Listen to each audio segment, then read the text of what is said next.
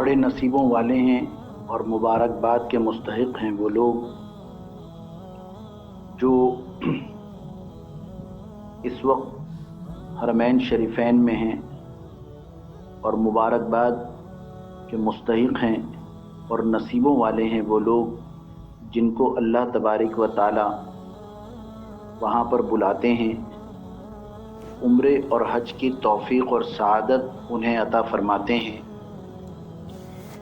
اللہ تعالی ہم سب کو بار بار یہ سعادتیں نصیب فرمائیں، اور جن کی حاضری ابھی تک نہیں ہو سکی اللہ تعالی ان کی حاضری کے غیب سے انتظامات فرمائیں، آمین۔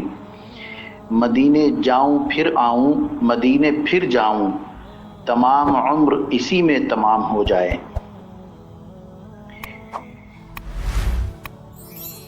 دربار نبوی صلی اللہ علیہ وآلہ وسلم میں حاضری کے آداب ہیں، اور جو ادب سے خالی ہو اسے چاہیے کہ وہاں کے سفر سے پہلے ادب سیکھیں۔ وہ بہت بڑا دربار ہے، اور وہاں حاضری کے یعنی عمرے کے لیے، حج کے لیے اور روضہ رسول صلی اللہ علیہ وآلہ وسلم پر حاضری کے لیے جو ہم نے اپنے بڑوں سے سنا، اور میں عام طور پہ یہ عرض کرتا ہوں اور مشاہدے میں یہ بات ہے کہ جتنے لوگوں نے اس کے اوپر عمل کیا اللہ تعالیٰ نے ان کی حاضری کا غیب سے انتظام فرمایا۔ دیکھیے، عمرے کا سفر ہو، حج کا سفر ہو، یہ سفر کبھی پیسوں سے نہیں ہوتے۔ یہ بات سمجھ میں آنے والی نہیں ہے، یعنی مادیت کا دور ہے، ہم سب اسباب کی دنیا کے متلاشی ہیں، اسباب کے متلاشی ہیں۔ ہم یہ سمجھتے ہیں کہ سبب بنے گا تو حاضری ہوگی، اور یہ کیا عجیب و غریب بات ہے کہ پیسہ ضروری نہیں ہے۔ دلیل کیا ہے؟ بہت سارے واقعات ہیں، ان میں سے ایک چھوٹا سا واقعہ، حضرت جنید بغدادی رحمۃ اللہ علیہ کے پاس ایک شخص آیا۔ اس نے کہا، آپ حضرت جنید بغدادی مریدین کے درمیان بیٹھے ہوئے تھے۔ اس شخص نے کہا کہ حضرت میرے لیے دعا فرمائیں، میری حج پہ جانے کی خواہش ہے، حج قریب آ رہا ہے، میں حج پہ جانا چاہتا ہوں، تو اور زیادہ راہ نہیں ہے، فاقوں کی نوبت ہے، کھانے پینے کو پیسے نہیں ہیں، اور حج کے بارے میں یہ ہے کہ من استطاع الیہ سبیلا، جو اس راستے میں جانے کی یعنی راستے کے لیے زیادہ راہ جس کے پاس ہو اس کے اوپر حج فرض ہے۔ تو ابھی یہ بات کر رہا تھا، حضرت جنید بغدادی رحمۃ اللہ علیہ کے پاس ایک صاحب بیٹھے ہوئے تھے ان کے مریدین میں۔ انہوں نے کہا، ارے بھائی، اگر حج پر جانے کے لیے تمہارے پاس پیسے نہیں ہیں تو تم پر تو فرض ہی نہیں ہوا، کیوں پریشان ہو رہے ہو؟ اس شخص نے کہا کہ تم سے مسئلہ نہیں معلوم کر رہا، تم سے دعا کے لیے نہیں کہہ رہا، بلکہ ان سے کہہ رہا ہوں، حضرت جنید بغدادی سے۔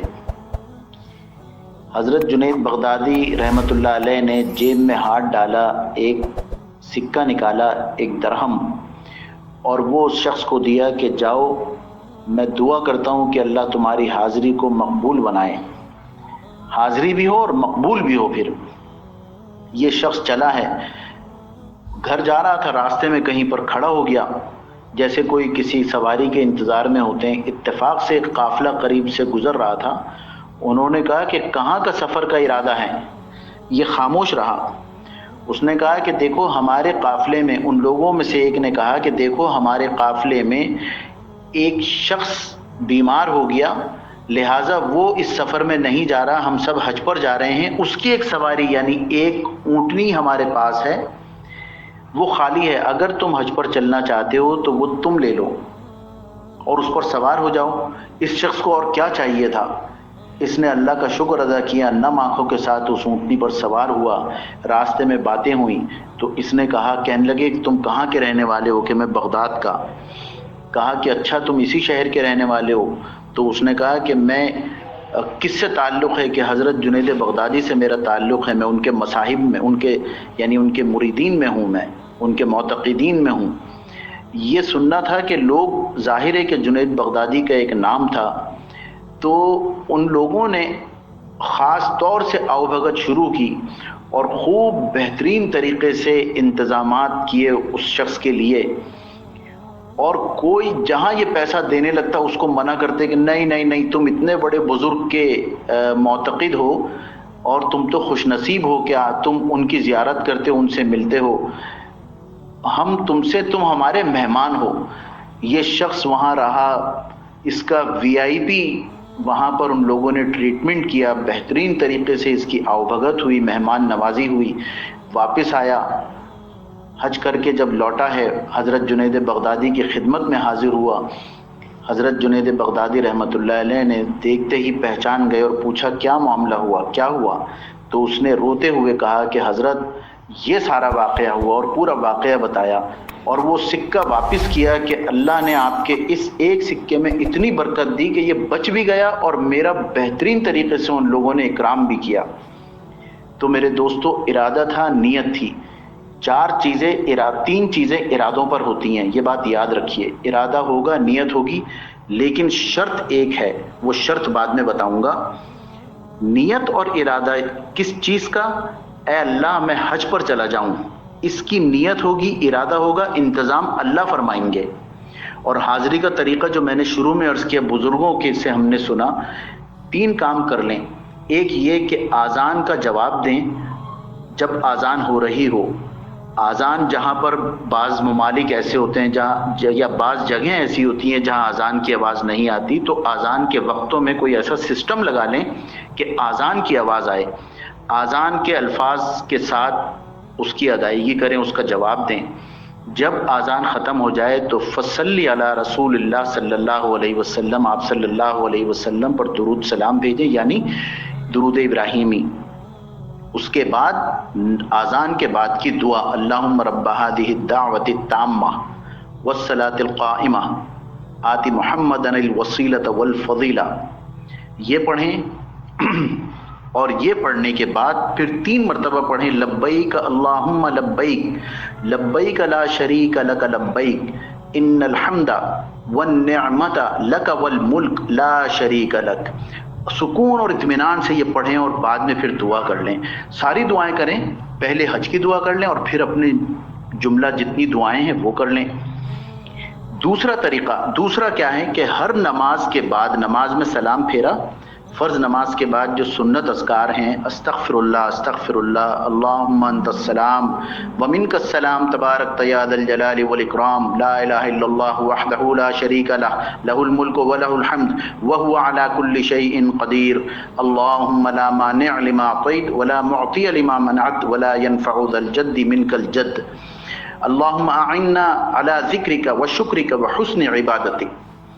یہ میرے دوستو، ہم تو ایسے نماز پڑھتے ہیں، سلام پھیرا اور وہ جو 2-4 کلمے دعاؤں کے ہمیں یاد ہیں، رٹے ہوئے ہیں، بس وہ رٹے کہ یہ ہو جائے یا اللہ یہ ہو جائے، یہ اس کے بعد آمین اور کھڑے ہو گئے۔ تو وہ خشوع خضوع پیدا نہیں ہوتی۔ تو کیا کرنا چاہیے؟ اطمینان سے یہ سب پڑھیں اور یہ سوچیں اس وقت کہ یہی وقت ہے جو قیمتی ہے، یہی وقت ہے جو کام آئے گا، یہی وقت ہے جو ہمیں نجات دے گا۔ یہ اللہ کی بارگاہ میں ہم بیٹھے ہوئے ہیں، بس وہاں اس کے بعد جب یہ دعائیں مسنون اذکار کر لیں، آیت الکرسی ہے، پھر 33 مرتبہ سبحان اللہ، 33 مرتبہ الحمدللہ، 34 مرتبہ 34 ٹائمز اللہ اکبر، آرام سے پڑھنے کے بعد پھر لبیک اللہم لبیک لبیک لا شریک لک لبیک ان الحمد والنعمت لک والملک لا شریک لک، یہ پھر 3 مرتبہ پڑھیں، اور 3 مرتبہ پڑھنے کے بعد پھر دعا کر لیں اور بقیہ نماز اپنی مکمل کریں۔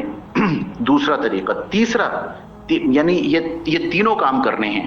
تیسرا یہ کہ ایک لفافہ بنائیں، اینولپ بنائیں، اس کے اوپر لکھیں حج و عمرہ، حج اور عمرہ، اور اس لفافے کے اوپر ایک آیت پڑھ کے پھونک دیں، ان الصفا والمروۃ من شعائر اللہ فمن حج البیت او اعتمر فلا جناح علیہ ان یطوف بہما ومن تطوع خیرا فان اللہ شاکر علیم۔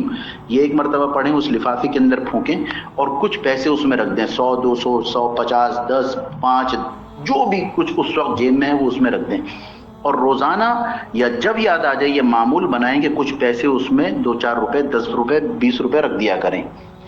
جہاں کی جو کرنسی ہے تھوڑے بہت جتنے رکھ سکتے ہیں وہ رکھتے رہیں. اب پیسے تو اتنے جمع نہیں ہوں گے کہ اس کی وجہ سے حج ہو جائے. آج کل حج 20-25 لاکھ روپے کا ہے, اتنے پیسے جمع نہیں ہوں گے, لیکن اس کی برکت سے اللہ انتظام فرما دیں گے. یہ 3 کام ہیں کرنے کے حاضری کے لیے, اور نیت ہو پکی بالکل سچی. ظاہر ہے نیت ہوگی تو یہ تمام اذکار ہوں گے, تو اللہ تعالیٰ بار بار پھر بلانے کا انتظام فرمائیں گے انشاءاللہ. اور ایک کام اور یہ کرنا ہے جو سب سے پہلا کام ہے, اور وہ ہے توبہ اور استغفار. کونے میں بیٹھ جائیں, کونے میں بیٹھ کر کچھ تھوڑے سے آنسو بہانے کی کوشش کریں, اور اگر رونا نہ آئے تو ابکو فإن لم تبکو فتباکو, تو رونے والوں کی شکل بنا لیں, بالکل ٹیڑھی میڑھی شکل, جیسے ایک آدمی روتا ہے, ایک عورت روتی ہے, اس کی شکل ہوتی ہے, اس طرح کی شکل بنائیں اور کہیں اللہ مجھے معاف کر دے, اللہ گنہگار ہیں معاف فرما دیجئے. اب دلیل اس کی کیا ہے؟ دلیل ہے فَقُلْتُ اسْتَغْفِرُوا رَبَّكُمْ إِنَّهُ كَانَ غَفَّارًا يُرْسِلِ السَّمَاءَ عَلَيْكُمْ مِدْرَارًا وَيُمْدِدْكُمْ بِأَمْوَالٍ وَبَنِينَ وَيَجْعَلْ لَكُمْ جَنَّاتٍ وَيَجْعَلْ لَكُمْ أَنْهَارًا. یہ آیت کہ تم استغفار کرو, اللہ کیا نعمتیں تمہیں دیں گے. اس کے بعد اللہ نعمتیں گنوا رہے ہیں. تو یہ بھی بہرحال بہت بڑی نعمت اور سعادت ہے حج اور عمرے پہ جانے کی. جہاں اور دوسرے کام بنیں گے یہ کام بھی بنے گا. تو استغفار کریں, اپنے گناہوں پر روئیں, معافی مانگیں. اللہ تعالی ہم سب کو عمل کی توفیق عطا فرمائے. اب